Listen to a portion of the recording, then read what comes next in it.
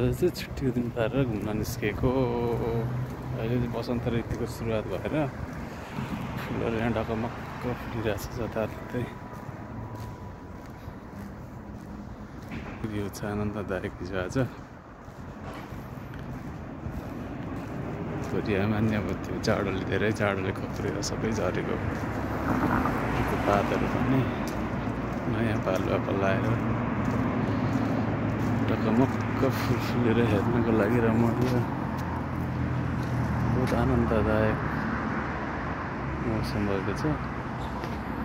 त्यसैले आज छुट्टीको मौका पारेर म पनि यसो रुखमा बसिरहन अल्छी लागेको हुनाले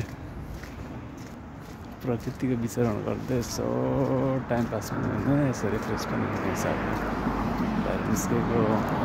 बहुत मजा आयो, धेरै रमाइलो सिनहरू देखेर। यहाँतिर चाहिँ अब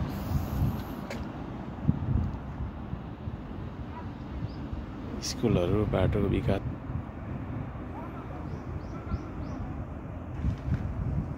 एलिमेन्ट्री स्कुलको विकासहरू यावत कुराहरू हेरेर हिजो हाम्रो देशले चाहिँ चामल सहयोग गर्नुपर्ने देश उन्नतिको पथमा चढेको देख्दा हामी कहाँनिर सिक्यौँ, हाम्रो मिस्टेक कहाँनिर भयो भन्ने प्रश्न त मनमा आउने नै भयो।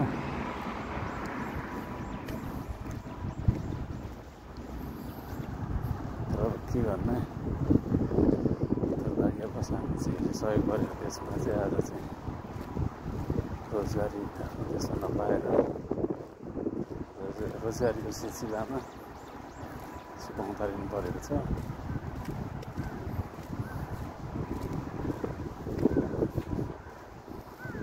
जस काम गर्दा अलिकति कठिन भए पनि यसो छुट्टीको बेला निस्किँदा चाहिँ माइन्डलाई रिफ्रेस बनाउने ठाउँहरू चाहिँ छ बोलियामा।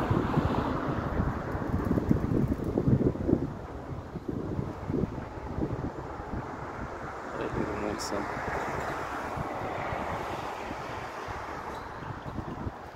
सरर मन्द हावा चल्ने ढुक्क मधुरो घाम लागेको हरियाली ढकमक्क फुल फुलेको नेट एन्ड क्लिन बाटो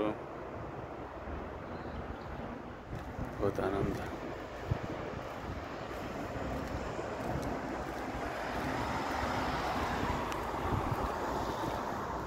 आजलाई यति, थ्याङ्क यू सबैजनालाई।